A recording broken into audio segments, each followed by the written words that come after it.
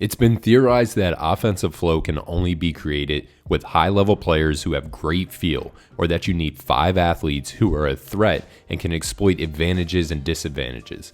In this video, we're going to talk about how we can define offensive flow and how we can theoretically systematically create natural flow within any team.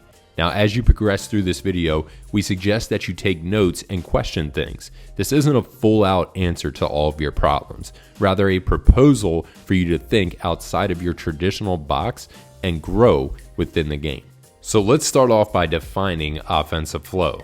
Offensive flow in basketball is referring to the smooth, continuous movement of the ball and players within an offensive system.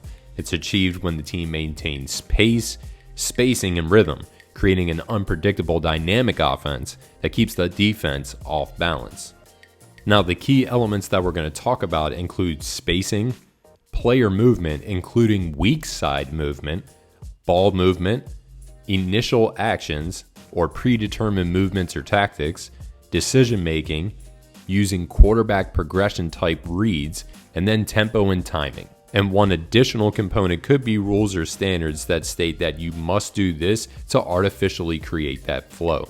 Now, how we conducted this study is we looked at statistical evidence and film from teams around the world, and these are the best teams. And you can notice that we have hundreds of clips, and they're not all going to be in this video. All of these teams finished in the top 4 of their respective leagues, with a couple of exceptions, so we are basing this all off of performance. And we looked at 3 major categories. We looked at the spot up, we looked at the pick and roll ball handler, and we looked at cuts. So let's dive in. We're going to start off with spacing, and we're going to start off with the NBA champion Boston Celtics. Notice that when White catches the ball, they have their best 2 scorers spacing the floor well out wide, so he's able to get this paint touch and get a bucket. Notice what happens here again when they get a paint touch. They throw it into the paint right here. They have White sit down in the paint to force Jalen Brunson to tag him, which means when they kick this out to the wing, Brunson is forced into a long closeout, which means it's an easy one more to the corner for a knockdown 3. You'll notice from this film that their spacing is just absolutely torching the Knicks because they cannot recover and cover all of the areas on the court. One of the biggest issues that we see in high school teams is that they condense the court, they play too tight, and then it's easier to guard them. Check out this clip from Alabama. You're going to notice that they have the ball handler isolated, but the help defender is at least 15 feet away because he's spaced to the corner, and they have action going on away from the ball, pulling those help defenders away. And once the help defender does recover, they have another man spaced again to the corner for a wide open kickout after the paint touch. This play from Fenerbahce shows how great spacing can help you in a pick and roll. These 2 defenders who are guarding the corner men who are in the deep corner have to make a decision when this roll man dives down the middle. Because he has to tag and the spacing is great, there's no way he can recover to force a bad shot. Looking at the opposite side of this spectrum, you can see here the offense is clogged up in the middle. So when this shot goes off, it's an easy contest, and now they're able to come away with a rebound. Now let's talk about player movement, and ball movement falls into this as well. So the Lakers have been a lot of fun to watch this year under JJ Redick. You see that the people are moving a lot more, but UConn has been probably the best team to watch over the past 2 years with the way that they move the ball and the way that their athletes are moving on the court. It seems to always lead to a wide open basket, whether that be versus zone or a man offense. They always seem to find an open man that's cutting through the paint.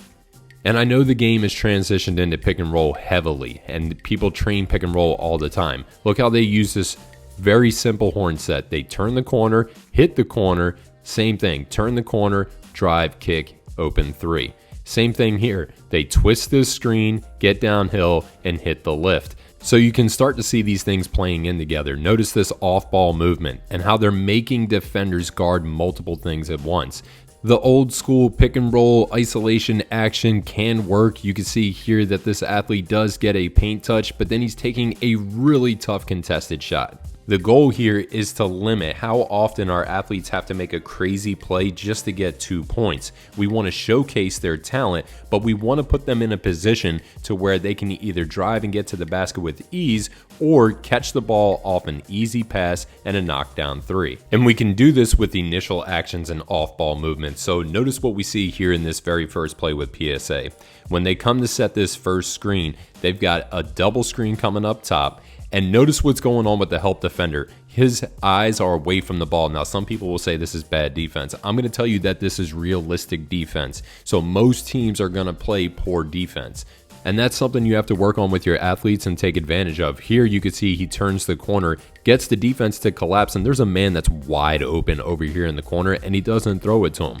So the idea here is to create flow within your offense to present opportunities. And then from there, you're training your athletes to read the game and make the best decisions possible. And one of the best ways to do that is to look at the game as if you were a quarterback. So using quarterback progressions. Check out this film study with Ryan Tannehill. You're going to notice that his eyes scan across the field. And I'm sure a lot of you know this, but we're going to break it down. So he's reading this first defender. And as soon as he sees that this defender is committed, now he's reading the secondary defense. So now you can see that this man sticks with him as well. So this pass is open. In other words, the whole idea here is just to teach whoever has the ball to read what's going on the court and teach it in a progressive manner. So this way the game slows down for them and now they're making the best decisions possible.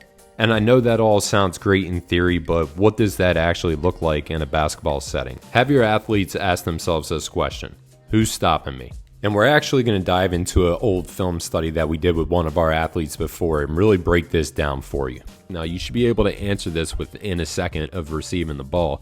But if you look at this drive, if you keep your vision forward, you can see that there's guys stopping you here. So the open man is in the corner, being able to kick out to him. So when you're driving, being able to ask yourself that question, who's stopping you, is clutch. So right here, you can see that this lane is wide open. This man has got his back to the ball, so the paint is lit up green. Go get yourself a paint touch and get to the rim on this.